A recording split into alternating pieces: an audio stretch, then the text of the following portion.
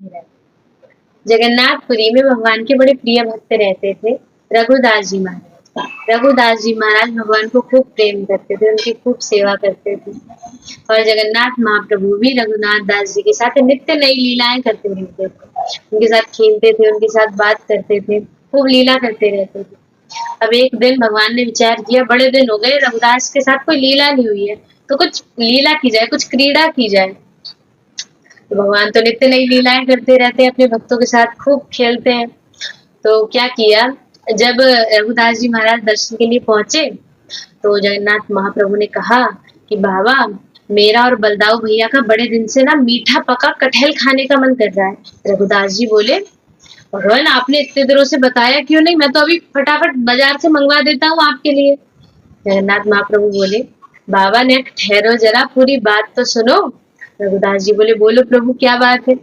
महाप्रभु बोले कि मुझे ऐसे कटहल नहीं खाना है बाजार से मंगवा के, मैंने सुना है कि जो राजा है ना, उसका बगीचे में बड़े मीठे मीठे पके कटहल लगे हैं, वो भी बहुत ढेर सारे, वहां से कटहल मुझे खाना है। अब जो रघुदास जी थे वो उन राजा के गुरु थे। अब रघुदास जी बोले, वो तो मेरा चेला है, मैं फटाफट, अगर मैं उससे कहूंगा तो वो तो ढेरों कटहल यहाँ पे आपके पास भिजवा देगा, आपने पहले क्यों नहीं बताया, मैं अभी उससे कह देता हूँ। अब महाप्रभु बोले, पूरी बात तो सुन लो, मुझे मंगवा के भी कटहल नहीं खाना है, मुझे उनके यहाँ से चोरी करके कटहल खाना है। अब रघुदास जी महाराज बिल्कुल दंग रह गए, बोले भगवान ये क्या बात होती है, अब हम बूढ़े हो गए, हम चोरी करेंगे क्या, चोरी करके आपके लिए कटहल लेके आएंगे, ये कौन सी बात हो गई।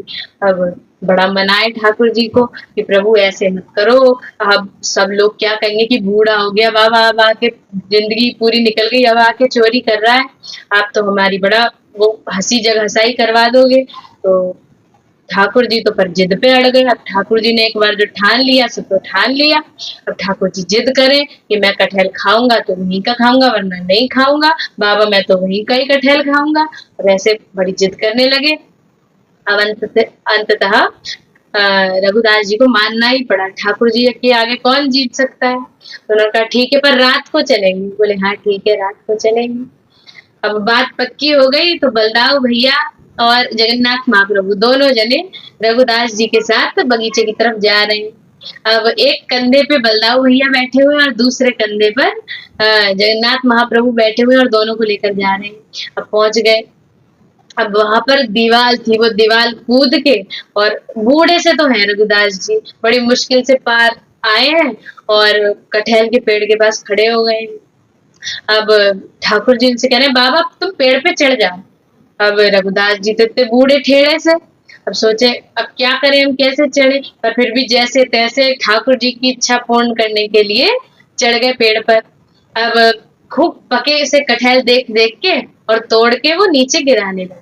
अब नीचे गिराने लगे तो बलदाऊ भैया और ठाकुर जी दोनों लपक लपक के वो कटहलों को पकड़ रहे हैं, और पकड़ के फिर उन्हें वहीं पे जमीन में देकर मार रहे हैं, और उसको फिर फाड़ के बीच में से खूब स्वाद से, खूब चाव से पा रहे हैं। अब दोनों ने खूब पेट भर के कटहलों को पा लिया, खूब आनंद किया।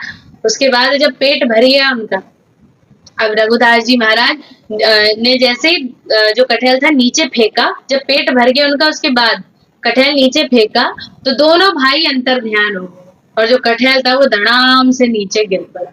अब जब आवाज हुई तो जो पहरेदार थे वो जागे।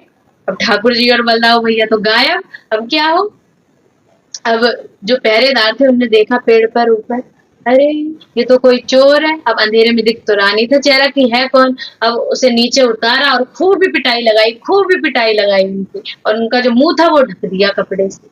अब जब सवेरा हुआ, खूब पूरी रात बांध के रखा रघुदास जी महाराज को, और जब सवेरा हुआ तो जो रघुदास जी महाराज थे उनको राजा के पास पेश किया गया।